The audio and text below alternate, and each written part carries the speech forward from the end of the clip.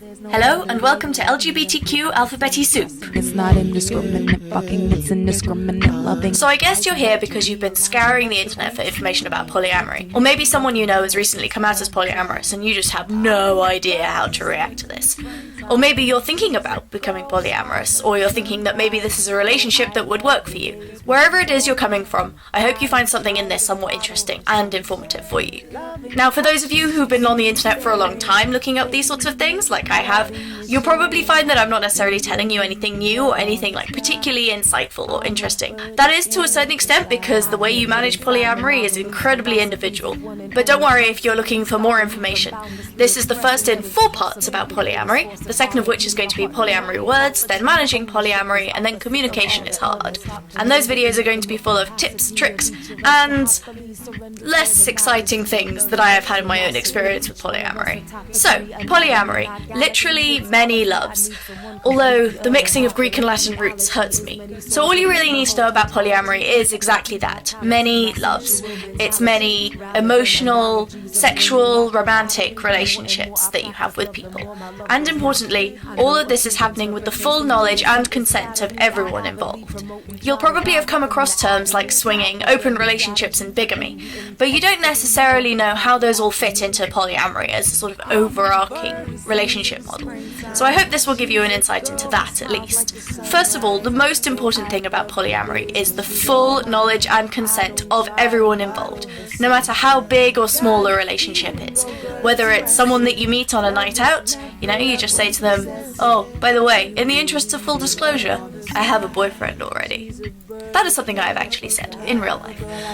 Or if you're interested in dating someone new, you say, "I really like you and I want to date you, and I know I already have a boyfriend, but we've talked about it and it's cool." Polyamory is not at all like cheating. In fact, I consider it to be the opposite of cheating. If everybody knows what's going on and everybody is cool with it, then what about it is cheating? What rule are you breaking? Polyamory isn't wrong, it's not greedy, it's just a different way of looking at how you manage relationships.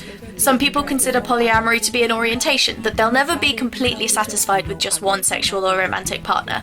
Whereas others think it's a relationship choice, that they'd be equally happy with just one partner or 3 or 4 partners, but the people that they're interacting with at the moment, it just works out that they can all be in a relationship together. Many people associate polyamory and bigamy, particularly since one of the easiest models of polyamory to see is the idea of the Mormon family, where it's one husband has many wives. While this is a completely valid polyamorous unit type, a lot of those communities and the way those relationships work is based upon sexism and the fact that it's all about the women being property. And that's only a historical thing, that's not necessarily how they work today. But it's important to know that that is a subset of polyamory, but isn't necessarily how all polyamory works.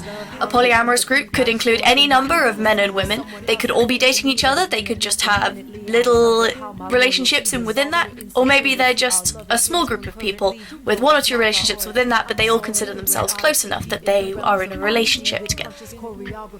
Polyamory describes any configuration of relationship which involves more than one person, regardless of how close those relationships are or how many of those relationships there are. Swinging is different from polyamory because while polyamory is usually an emotional connection to someone else, swinging is all about just having a sexual relationship with someone.